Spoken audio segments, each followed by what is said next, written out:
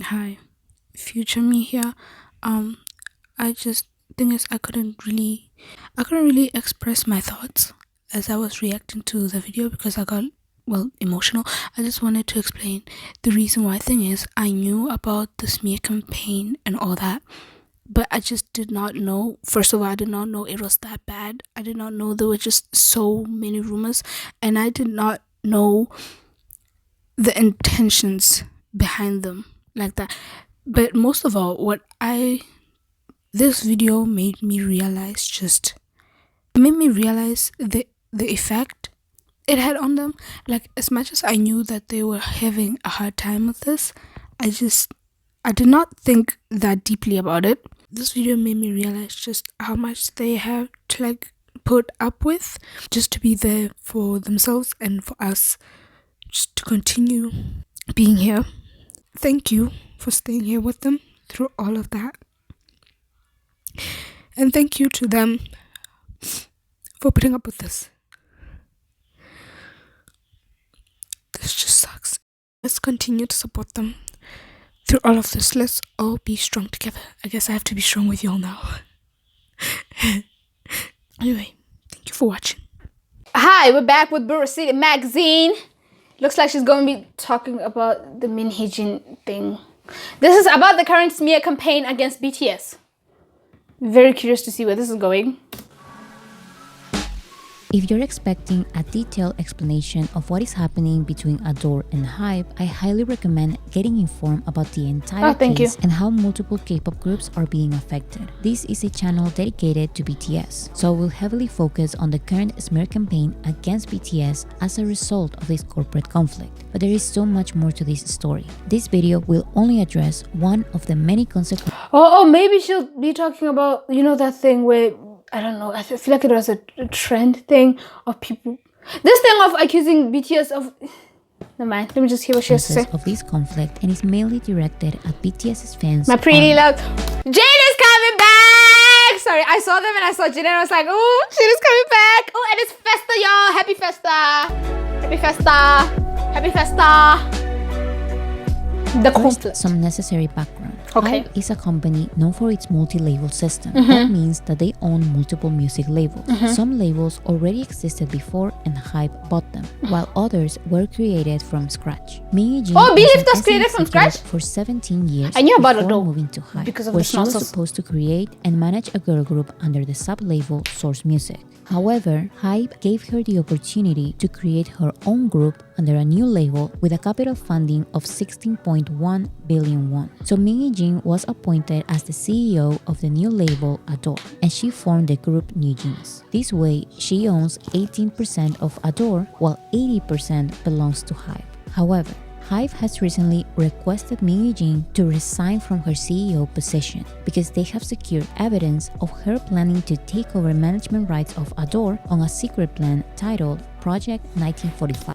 Fun fact, I already know. You know how I already know? The lady who does Bangtan News on TikTok. Check her out. I forgot her name. Named after South Korea's She's a white lady from America. Year. According to HYBE, white/blonde Vice President and purple Mr. hair. A were planning to leave HYBE and become independent by wrongfully obtaining and leaking private HYBE contracts, company data, health records and pictures of artists, and more sensitive internal information with outside financial investors and sources. HYBE claims that their internal investigation showed that Adore's vice president played an important role in the leaking of these documents by moving from HYBE to Adore and bringing with him key information that could make Project 1945 possible. And this plan would have included blackmailing HYBE. As a response to these and many more accusations, Min Hee-jin released a statement and then made a press conference where she denied most accusations in tears and accused HYBE of different things. Among these accusations, she said that HYBE and chairman Ban Si-hyuk helped the sub-label Believe Lab copy her group New Jeans while creating their new group Islet. In her official statement, Min Hee-jin said, Islet is copying New Jeans in all aspects of entertainment activities, including hair, makeup, clothing, choreography, photos, videos, and event appearances. So Adore states that all Mi Hee-jin is doing is protecting these factors from being plagiarized. They refer to these factors as New Jeans' cultural achievements. Mi Hee-jin also stated that promoting Islet as New Jeans' junior group or New Jeans' younger sister group is unacceptable, ignoring the fact that New Jeans was also promoted as BTS's younger sister group. I was literally thinking the same thing. Accuses Ban Shi-hyuk of ignoring her complaints about Islet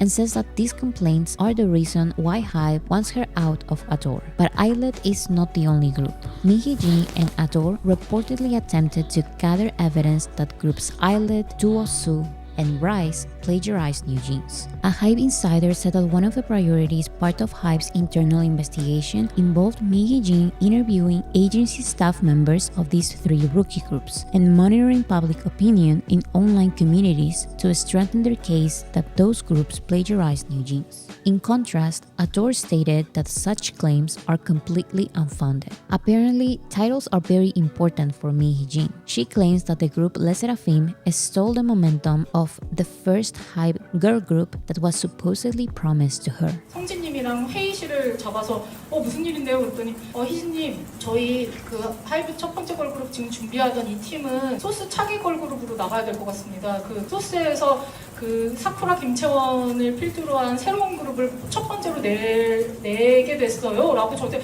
통보를 하는 거예요.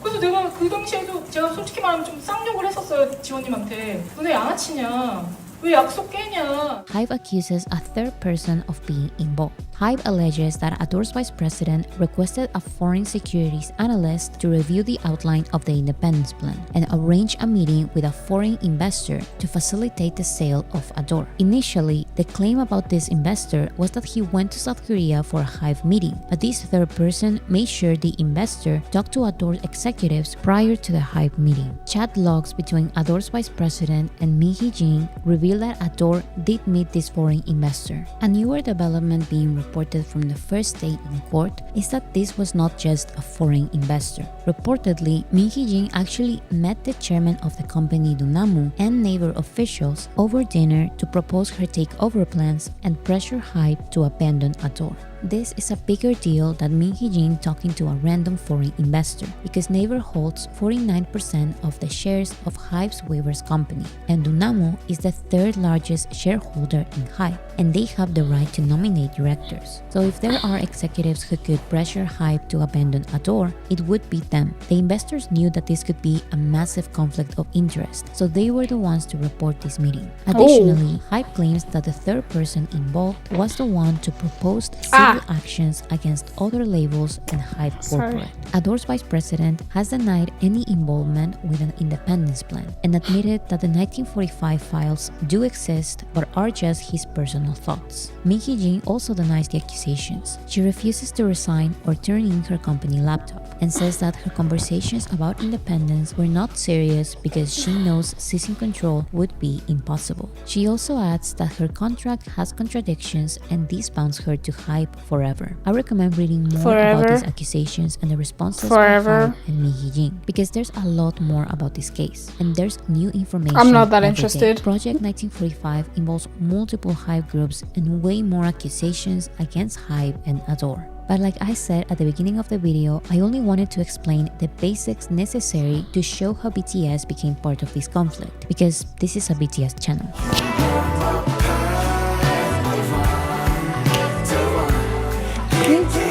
Although BTS has nothing to do with this conflict, they are now in the middle of everything. HYBE claims to have secured a conversation of Mi Hee-jin talking to a shaman about her project 1945 and BTS. Snippets of the conversation were released in the form of a forensic transcript. So apparently, this shaman chose the name Adore for the label, helped Mi Hee-jin choose her employees and take over plans, and did witchcraft on HYBE executives and BTS. The conversation shows that the shaman did witchcraft to send BTS away because it would benefit Mi Hee-jin if BTS weren't here. They wouldn't. HYBE claims that Mi Hee-jin also discussed BTS's military service with Adore's vice president on February 4th. They mentioned BTS not being able to return for a year, and because this makes the company weak, Ban Shi-hyuk can be finished off. As part of the process of trying to hurt HYBE through BTS, Min Hee-jin also tried to contact the accountant who manages BTS with no apparent reason. So Min Hee-jin was doing all the preparations and waiting for the moment when the 7 members were gone. But to do what exactly? In HYBE's forensic data, there is a record of Min Hee-jin's instruction to prepare for a public opinion campaign starting in April. April comes and the plan is exposed by HYBE, but all of the BTS members ended up going to the military. So Project 1945 starts as planned. First, according to HYBE's internal investigation, Min Hee-jin told an outsider that Chairman Ban Si-hyuk is actually where he is right now because he copied her. She reportedly said, "In fact, he's copied from me and come this far." As well as, Chairman Ban Si-hyuk copied me and created BTS. Others say the translation is closer to Chairman Ban Si-hyuk copied me and created a BTS. In any case, she completely denies to have said this. Many wonder what exactly she means when saying that BTS copied her. This is not a definitive answer, but many correlate the fact that starting in 2014, BTS were accused of copying an SM group about things as common as school uniforms. Which is stupid as hell. Was working at SM at the time, Stupid. so accusing everyone of plagiarism is not something new for her. But again, feel like this is just an she just plays exaggeration around with to this what word. she was referring to. Then Plagiarism. April comes. HYBE asks Min Hee-jin to resign and the public opinion campaign is allegedly about to start. A wave of articles accusing BTS and other HYBE groups of different things starts being published by South Korean media. But BTS, of course, is the center of attention. BTS manipulates charts, buys awards, inflates sales, plagiarizes music, and even BTS is linked to a cult, one after the other and non-stop. Baseless rumors are published as serious accusations. This It's a lot more than I thought they were. But let's look closely at these rumors. I only knew about the charts one and the awards thing. I did not know there were this many. Low-key proud of that though. As much as I'm like, I don't know that much about what happens to BTS. I'm low-key proud of it because it means I'm on the right side of the internet. Like, I really do not need this much stress. I don't. The accusation that BTS manipulates their numbers started in 2015 because it was unbelievable that a group from a small company could outsell groups on the big 3 labels. The rumors were so prominent back then that BTS's label Big Hit was brought to court. Big Hit won and the case was terminated. Actually, the investigation made it obvious that BTS's growth was so organic that they started selling well since 2014 and slowly started outselling the big 3 in 2015. But the media was so centered around the big labels that they never reported about BTS's continuing growth. BTS climbed to the top very little by little, but because they were not from the big 3, no one took them seriously. No one saw them as a threat and no one considered them real competition. Only when they started winning major awards against big 3 groups, the media and fans of the big 3 started accusing BTS of paying for their the gap but like this investigation showed, BTS's numbers only seemed as a surprise because of all the media play surrounding the big 3. BTS legally cleaned their name, but this smear campaign was horrific. These accusations from 9 years ago are now being resurfaced for no reason. That's why all the armies, because I've been hearing that armies, like early armies, did not really have a great time being armies around this time. It was not a good time for them, and I see why. I see how. Low-key glad I was not one of y'all then, because again, I don't think I'm not strong. I'm so weak. This is just almost in the form of spam. Some are even asking for a new investigation to happen, although there are no reasons for a new investigation. To this day, all of BTS's numbers make sense. They made sense then and they make sense now. Their numbers of album sales, streams, and tour crowds have always matched. BTS's numbers are massive because they truly have a massive audience. And you can actually see this audience in their sold-out stadium tours, or even random events where BTS is not even present. Their fans always show up. This cannot be said about some of the biggest groups in K-pop. Their numbers don't always match. They have millions of album sales, but very few streams. They have millions of sales, but struggle to sell out concerts that are supposed to meet their sales numbers. But of course, there's no investigation for them. The same way, rumors about BTS plagiarizing music, concepts, and more are being reported by South Korean media out of nowhere, just like in 2014 and 2016. But once again, these accusations are years old and they have already won every single one of their cases. Like, seriously? This is not being reported Like, really? by South Korean media, only the rumors are. A new rumor being shared is that BTS is part of a religious cult because the university they attended has used BTS's image for promotion, and the founder of the university is allegedly linked to a cult. Although multiple idols from multiple labels have attended and promoted this same online university, only BTS are the ones being accused of being part of a cult. As a response, Big Hit, the university, and even the organization accused of being a cult have released statements saying that BTS has nothing to do with them. But once again, the validity of the accusations are not the point of this smear campaign. HYBE showed in court a conversation in which Min Hee-jin says the following: "Whether the Fair Trade Commission investigates or not, all we need is a headline." This is nothing more than a public opinion campaign. By damaging the image of BTS, the public starts doubting the actions of HYBE as a company. As if y'all never liked BTS anyway. The people who actually like BTS wouldn't believe this nonsense. They would see right through it. Gosh. And many take Min Hee-jin's side. More importantly, by putting BTS's name in every headline at any cost, the accusations against Min Hee-jin and HYBE take a backseat.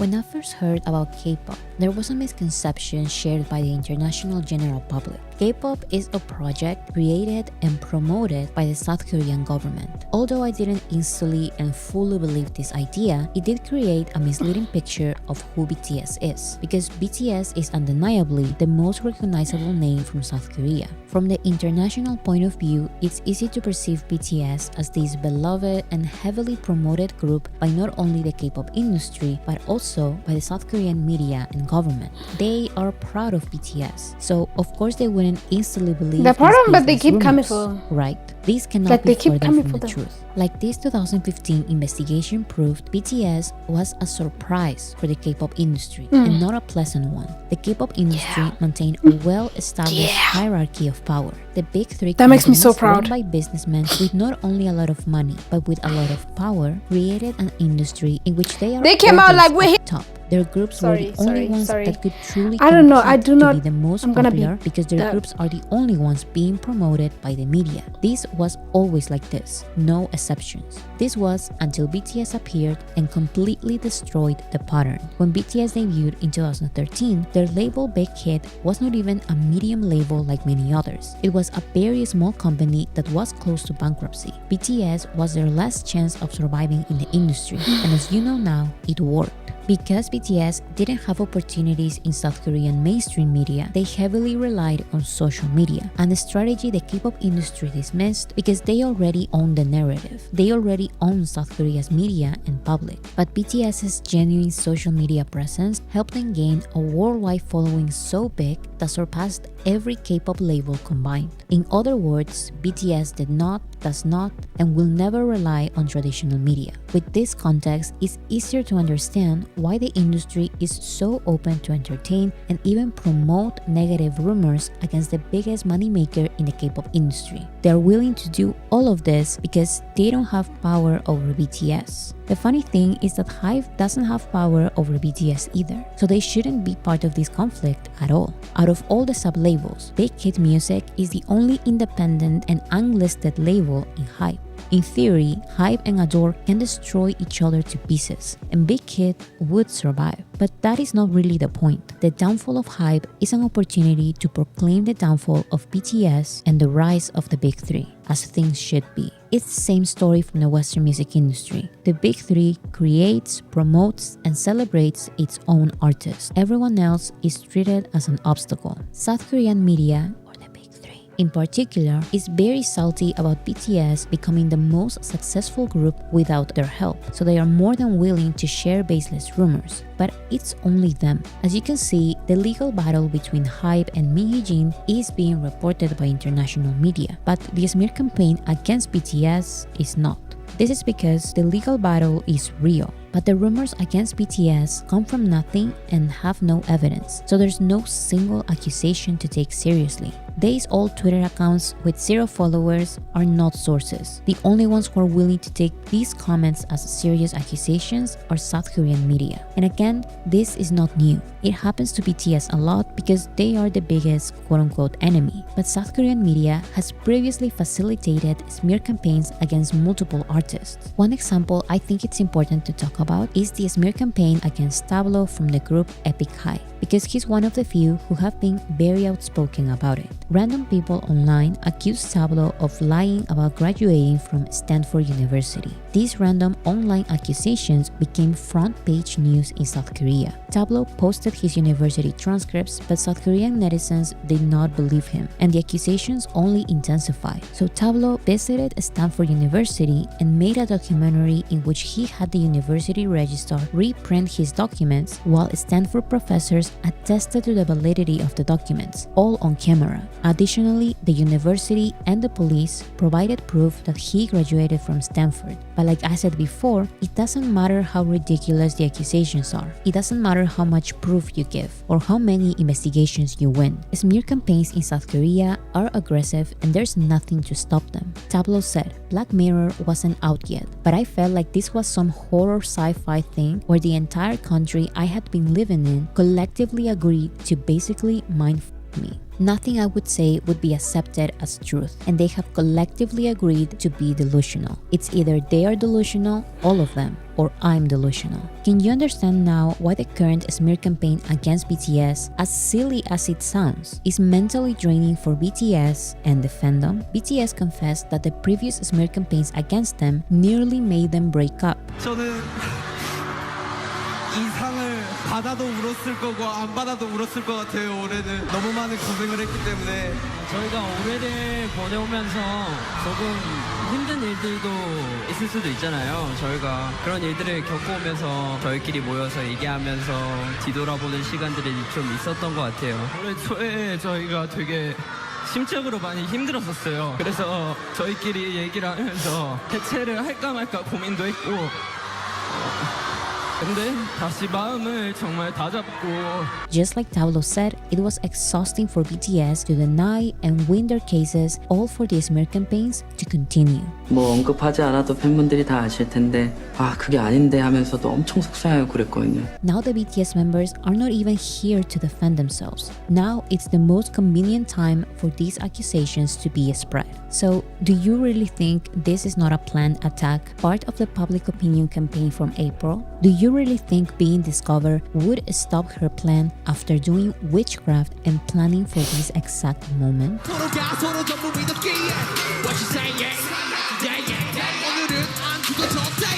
BTS cannot defend themselves because right now they are not civilians. They are enlisted in the military, and Mi Yijing knew this. According to forensic data, she waited for the exact range of time when all the 7 members wouldn't be present to start her independence plan. So although they cannot respond as civilians right now, BTS's response through their label is that because this is a movement that has become excessive, they are now engaging with a new separate legal team especially dedicated to sue every person defaming and slandering them. Big Hit even said that it won't matter if the people defaming BTS retract their words by eliminating their comments Yes, they and should. articles. That's how serious they are taking this case, and that's how bad the comments are. We can already see some of the results, as certain media outlets are firing writers and systematically deleting posts. However, many feel like this is not enough. BTS will come back and the media will appropriate their achievements once again while ignoring all the damage they helped create. Just like always, the South Korean entertainment industry will ask BTS to represent them and promote K-pop as a whole whenever they have the opportunity. Remember that the South Korean government not only investigated BTS back then, but also pushed BTS to represent the country multiple times. BTS wanted to start their military service around the summer of 2022, but the government begged them to become ambassadors for the World Expo 2030, to the point of contacting the parents of the BTS members so they could convince them. Again, for the media and the public, BTS had to accept. BTS canceled their plans of starting their military service during the summer. They accepted to become ambassadors and perform a free concert to help South Korea win the bid for the World Expo. They changed all of their plans just for the government The to leave patience the they have. responsibility of the concert to BTS. If the concert was a disorganized mess or ended up in tragedy, you can guess who the media would blame. So BTS had no other choice but pay themselves to have a safe, free concert for their government. When is this going to stop? Will South Korea ever have the backs of BTS, or will they forever be jealous of the group that didn't need them to succeed? They don't deserve them for real.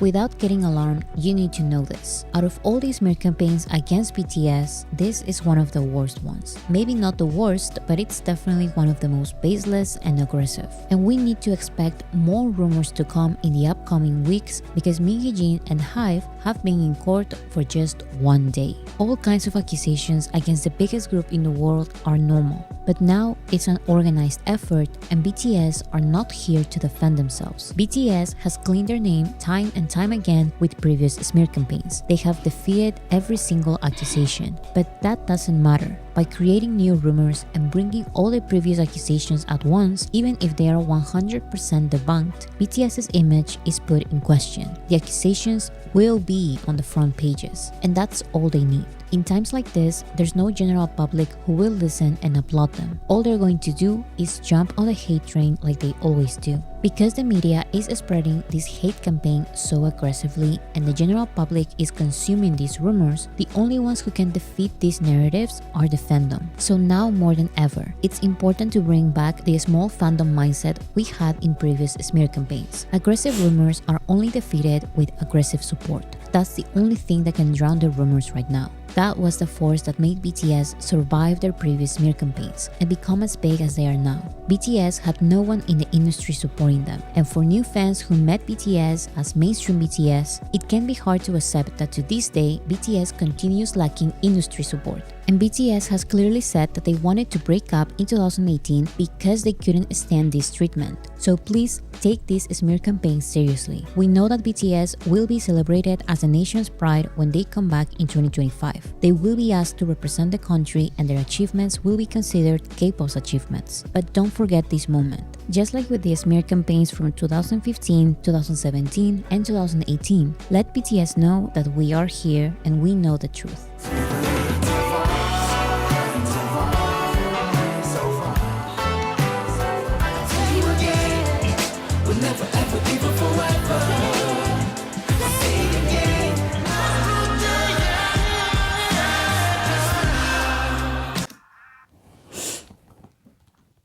I'm such a crybaby. Being an army is much harder than I thought it was. You heard what she said. Support them. Sorry, I watched this not expecting this reaction at all. Anyway, I can't really say anything right now because as you can see, I got a little too emotional watching this. It's frustrating.